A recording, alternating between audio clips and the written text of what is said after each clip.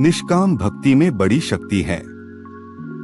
भगवान की भक्ति करो तो धन संपदा समेत कुछ भी न मांगो। भगवान की कृपा होगी तो वे सब कुछ देंगे। दोस्तों, यह कहानी एक शिव भक्त की है। बड़ी ही रोचक कहानी है। वीडियो को लाइक करें या ना करें, पर कृपया करके वीडियो जरूर पूरी सुने। इस वीडियो से बहुत ही बड़ी सीख मिलेगी। वीडियो पसंद आए तो चैनल को सब्सक्राइब जरूर करें। प्राचीन समय में काशी के समीप एक नगरी थी जो जंगलों से घिरी हुई थी। इसी नगरी में नंदी नाम के एक धनिक वैश्य रहते थे। वे धर्म कर्म में विश्वास करते थे और श्रद्धा भक्ति भाव से भगवान का चिंतन करते थे। उनका नियम था कि वे जंगल के मंदिर में प्रतिदिन पूजा करने जाते थे, दान करते, गरीबों की सहायता करते। एक दिन की बात है, एक शिकारी उस मंदिर के समीप से गुजर रहा था। दोपहर की धूप तन जला रही थी।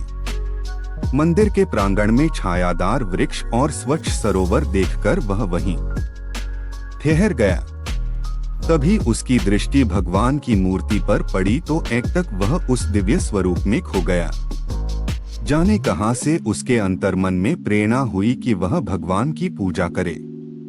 वह उठा और वहीं एक बिल्वपत्र पड़ा था उठा लिया और अंदर पहुंचा। बिल्वपत्र को वहीं रखकर वह सरोवर में से अंजलि भर पानी लाया। पानी से स्नान कराकर उसने बिल्वपत्र चढ़ा दिया। फिर अपनी बुद्धि के अनुसार अपनी हथेली दांतों से काटकर रक्त चढ़ा दिया।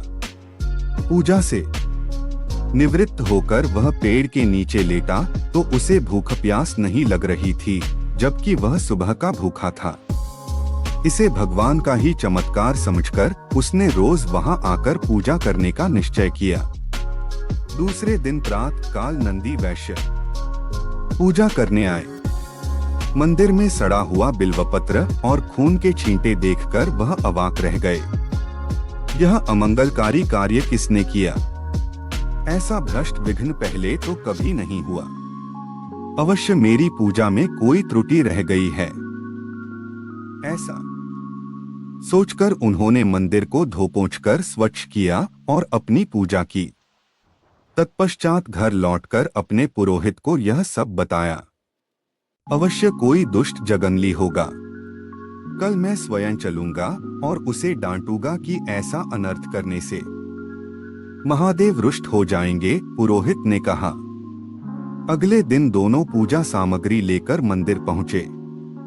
वहां कल जैसी ही स्थिति आज भी थी। नंदी वैश्य और पुरोहित ने मंदिर को फिर साफ किया और शिव के महामंत्र का जाप किया। वेद मंत्रों की धुन से आस पास का वातावरण गूंज उठा, परंतु दोनों की दृष्टि मंदिर आने वाले मार्ग पर लगी थी। शिकारी दोपहर के समय आ गया। शिकारी की भयंकर आकृति देखकर दोनों भयभीत हो गए। ऐसे खूंखार मानव से जो राक्षस सदृश लग रहा था, डर जाना स्वाभाविक था।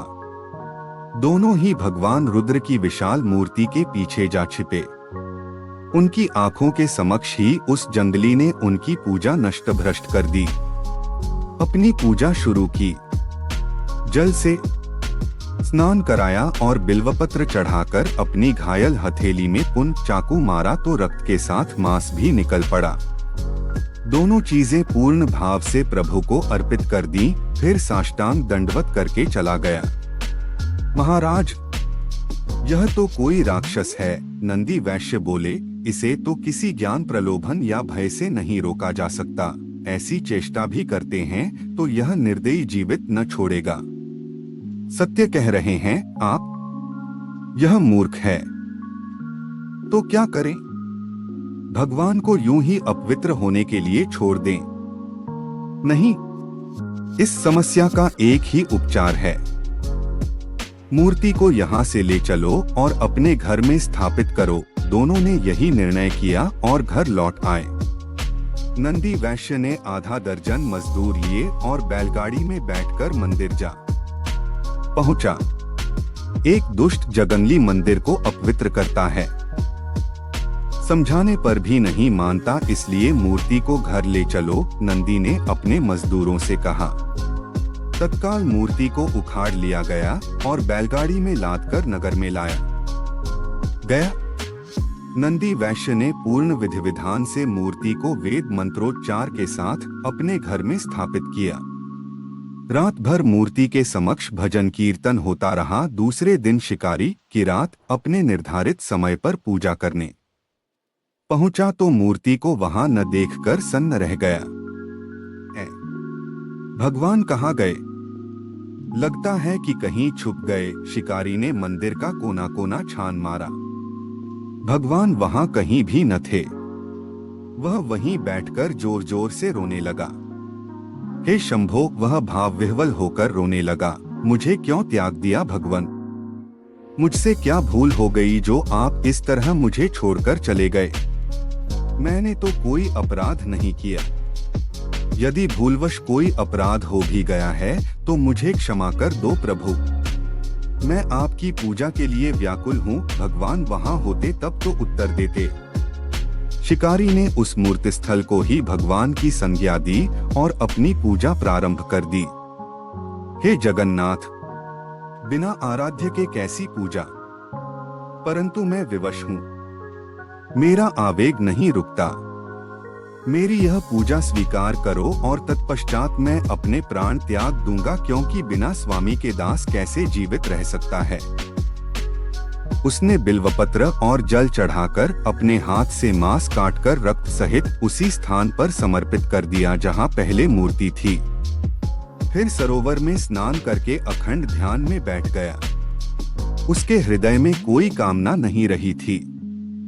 दिन प्रतिदिन उसका ध्यान सघन हो रहा था। उसके हृदय में की धुन प्रतिध्वनित हो रही थी। किरात की कठिन साधना श्वास से विरत होकर प्राण में पहुंच गई थी। कैलाशवासी महादेव अपनी समाधि में लीन थे।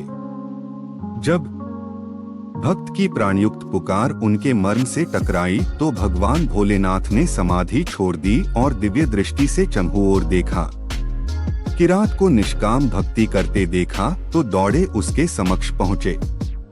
वत्स, आंखें खोलो, मैं तुम्हारे समक्ष हूँ। तुम्हारे कठिन तप और भक्ति भाव से मैं अति प्रसन्न हूँ।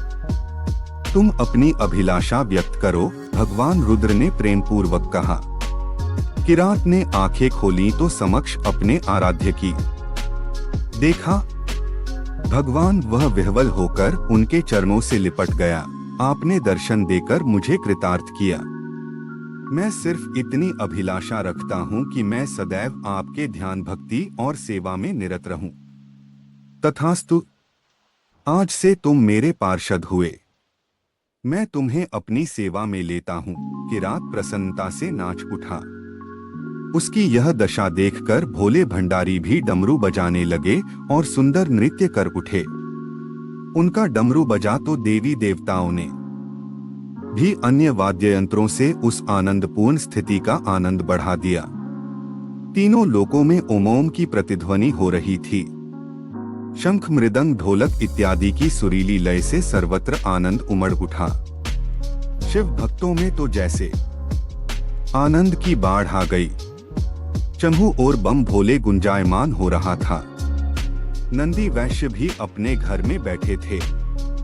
जब उन्होंने सुना कि जंगल वाले मंदिर पर स्वयं देवाधिदेव डमरू बजाकर नृत्य कर रहे हैं तो वह नंगे पांवों ही दौड़ते चले गए। मंदिर पर अपार भीड़ एकत्र थी। कितना विहंगम दृश्य था। नंदी वैश्य ने किरात को भगवान शंकर के साथ नृत्य करते देखा तो उन्हें आश्चर्य के साथ किरात के प्रति अपने पूर्व विचारों पर क्षोभ हुआ। मैं कितना अधम हूँ जो भगवान के प्यारे भक्त को अपशब्द कहता था। मैंने ही उसे उसके आराध्य की पूजा न करने देने का निष्फल प्रयास किया।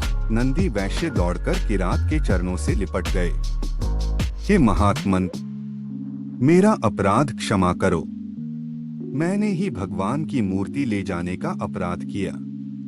मैं अधम हूँ, मुझे क्षमा करो। उठो मेरे प्रेरक। किरात ने नंदी को उठाया, तुम्हारी ही कृपा से तो मुझ जैसे अबुद्धि को भगवान के साक्षात दर्शन हुए। मैं तुम्हारा ऋणी हूँ। तुम महान हो भक्त, तुम्हारी भक्ति श्रेष्ठ है। अब तुम ही मेरा उद्धार कर सकते हो। मैं तुम्हारी शरण में हूँ। किरात ने उन्हें भोलेनाथ के समक्ष प्रस्तुत किया। हे महाकाल, भोलेनाथ ने कहा, यह कौन है? मैं इसे नहीं पहचानता। नाथ, यह आपके परम भक्त हैं। प्रतिदिन आपकी पूजा करते हैं।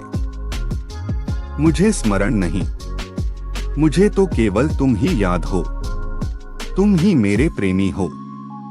मैं तो उनका मित्र हूँ जो निष्काम हृदय से मेरा सुमिरन करते हैं।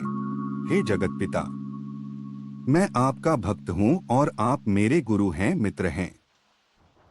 आपने मुझे स्वीकार किया।